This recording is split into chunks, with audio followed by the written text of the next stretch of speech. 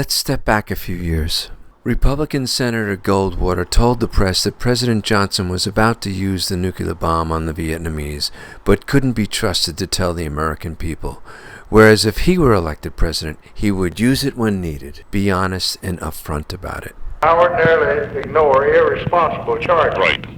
But when they go to talking about dropping nuclear weapons, that's something that frightens the world and Right. mothers and everything else. They keep allowing. We got to blow the whistle on that stuff. Right. People ask me, why is a children's doctor working for the election? Because I think we owe our children, above all else, a peaceful world to grow up in. Barry Goldwater's ideas of how a president should act fill me with alarm. He thinks that an army commander in the field should be allowed to unleash nuclear weapons if he wishes to. He thinks that it was all a mistake for President Kennedy to secure the test ban treaty. I hope for your children's sake that you will vote for President Johnson. The president's speechwriter advisor, perhaps America's greatest journalist to this day. Mr. Moyers. Better get for me tomorrow the Republicans that are the best prospects. All right.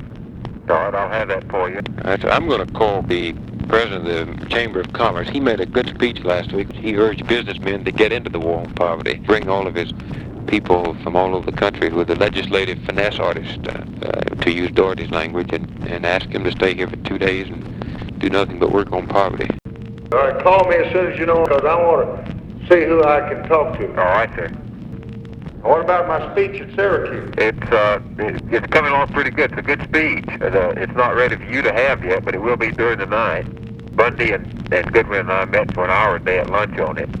What's the lead on it? The lead is reasserting civilian control over nuclear weapons. Okay, that's good. All right. Reasserting civilian control over nuclear weapons.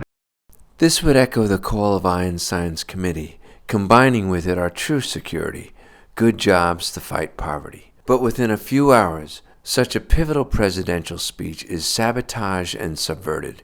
Moyers' draft is scratched. New speechwriters are brought in. President Johnson will mention nothing about these weapons nor poverty.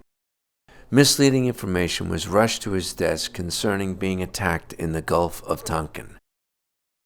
Most tragically for the people of our country, millions of Vietnamese, he addresses the nation to commit us to the business of armaments. War in Vietnam.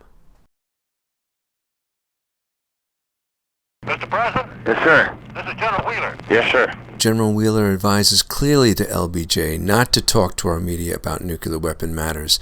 It's what the world's citizens have been up against from all military industries. One statement should be made that the use of forces and weapons is a matter for the President to decide at the time in the light of the situation, and that you will have nothing further to say about this matter. We should just refuse to talk about it. We should just refuse to talk about it.